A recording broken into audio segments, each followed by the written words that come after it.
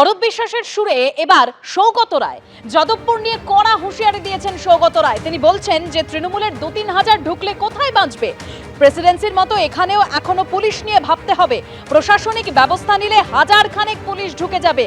এটা ওদের সৌভাগ্য যে ছেলেটা আহত, না হলে কেউ সমবেদনা দেখাতো না। যাদবপুর তো বাংলার বাইরে নয়, কেউ গেলেই গাড়ি ভাঙবে। যাদবপুরে একটা অসহ্য বাদরামির খেলা চলছে, সহ্য করা যায় না। কি বললেন সৌগত রায়, শোনাবো। যাদবপুরের এই সমস্যার সমাধান একটা কড়া প্রশাসনিক সমাধান। যাদবপুর তো পশ্চিমবাংলার বাইরে নয়, ওখানে যে যাবে তার বিরুদ্ধে কয়েকটা হাতে গোনা ছেলে বিক্ষোভ দেখাবে, তাদের গাড়ি ভেঙে দেবে, গাড়ি ঢুকতে দেবে, বেরোতে দেবে না। এ সহ্য করা যায় না। এই একটা অসহ্য বাদরামির খেলা এখানে চলে।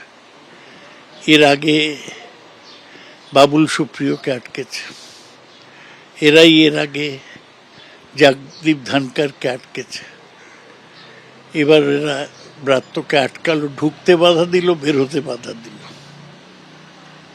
ওই ছেলেটা দুর্ভাগ্যজনকভাবে যদি আহত না হয়ে যেত তাহলে তো বিশ্ববিদ্যালয়ের কোনো ছাত্রের সিম্প্যাথি দেখাবার কেউ থাকতো না। এটা ওদের লাগ ভালো যে ও আহত হয়ে গিয়েছে, সেটা খুবই দুঃখজনক ব্যাপার। আমি ওদের বলবো যাদবপুর বিশ্ববিদ্যালয়ের বামপন্থী ছাত্রদের ক্ষমা চাওয়া উচিত ব্রাত্যর প্রতি ব্যবহারের জন্য, এবং এটা বলা উচিত যে আমরা এরপর আর কাউকে বিশ্ববিদ্যালয়ে ঢুকতে বাধা দেব না, নইলে ওদের বিরুদ্ধে কড়া ব্যবস্থা নেওয়া উচিত। রাজনৈতিকভাবে তো নামাই যায়। অরূপ বিশ্বাস বলেছে যে 1 মিনিটে